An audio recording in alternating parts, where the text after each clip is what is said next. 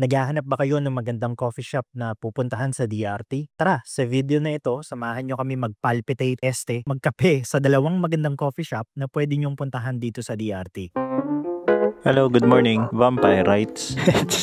Choco lang. Alas 4 ng Monday. So, pupunta tayo ngayon na DRT. Maaga pa lang, alas 5 ng umaga, umalis na kami dito sa Norsagaray. At since malapit lang naman kami, chill lang kami sa biyahe. Enjoy the road, ika nga. Parang Bicol feels eh. Ganda. Ay, miss ko tuloy yung Bicol. Barangay Aklet. Ito pinakaalanganing akyatin dito. Taas. Easy lang kay YTX yan. And may picture ako nito so matagal na siyang picture.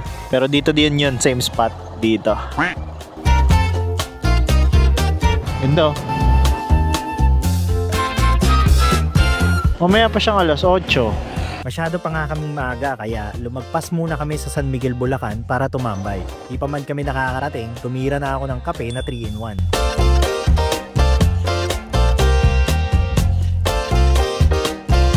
So may try dyan. Ayun, may tao na Ayun, may coffee shop Pagdating ng alas 7, ang una naming pinuntahan ay itong Kalawakan Coffee at Glass Cabin dito sa Barangay Kalawakan, DRT.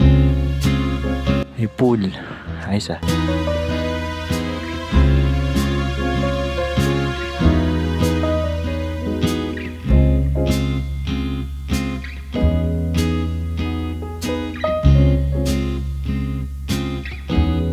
Siyempre, may kape.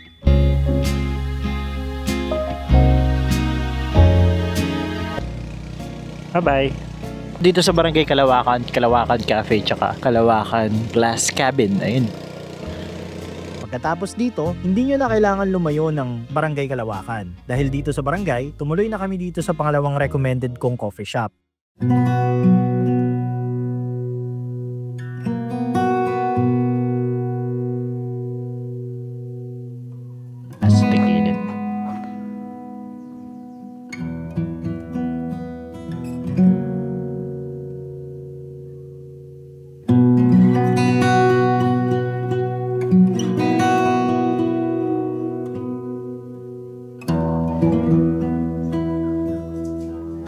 Second floor tayo, kaso bawal magsapatos.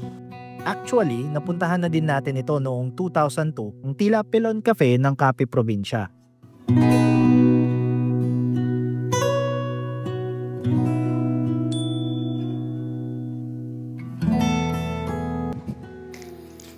Sa amin yung Tila Pilon.